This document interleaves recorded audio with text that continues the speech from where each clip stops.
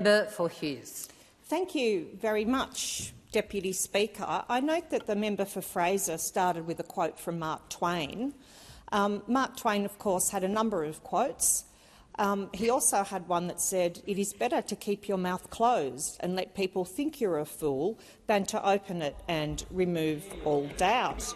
Similarly, and when we are talking about the member for Fraser saying that we are somehow talking about statistics, I will tell you right now, member for Fraser, these two numbers, there is a difference between numbers and statistics. There's a difference between facts and statistics. These are two facts. These are numbers, and I notice the interjection up there from the member for Paterson. I wonder how many of the 1,364 insolvencies that we've had in a month, I wonder how many of those were from the electorate of Paterson. And I wonder how many of the 24,700 businesses that have gone under this government were from the electorate of Paterson. Well, Deputy Speaker, quite a lot of them have been from my electorate down in Hughes in the south and southwest of Sydney. And that is because in my electorate there are a lot of construction companies. There are a lot of tradies, and they have been doing it very tough under this Albanese Labor government.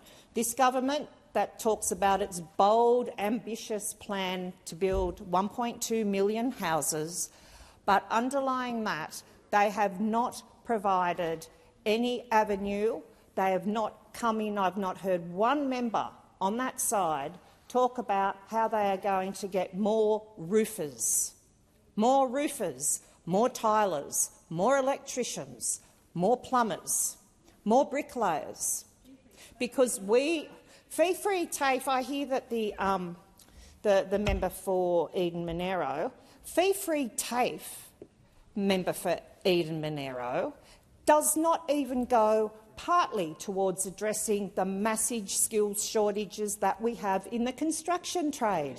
I know it's go out and speak to some of the construction companies in your electorate. Deputy Speaker, could I be allowed to finish? Go out and speak to some of them in your electorate. Yes, my son's about to be a plumber. But what are you doing about getting more roofers? Deputy Speaker, some of the other issues that I'm hearing about in my electorate, and when I'm hearing from the government members that they are doing a lot for families, I'll tell you what the presidents of the sporting clubs in my electorate are telling me. They are saying that the families can't afford $1,000 in registration fees, whether that was for soccer, whether it was for rugby league, whether it was for netball, whether it was for softball, whether it was for cricket. They come up quietly to these presidents because they are embarrassed, because for the first time in their lives, families and parents are saying, we can't afford to pay for our kids to play sport because we've just had to pay an energy bill, for example, because renewables are the cheapest form of energy. Well, I tell you what, in my electorate they don't believe it. In the southwest of Sydney they know it's not true. And they know it's not true on your side as well. They are saying the same things to you in your electorates that they are saying to me. When families in Australia can't afford to be putting their kids into sport, they can't afford to be putting their kids into childcare, they are taking them out of childcare in my electorate. They are begging grandparents to look after them. They are trying everything else because they can't afford childcare places.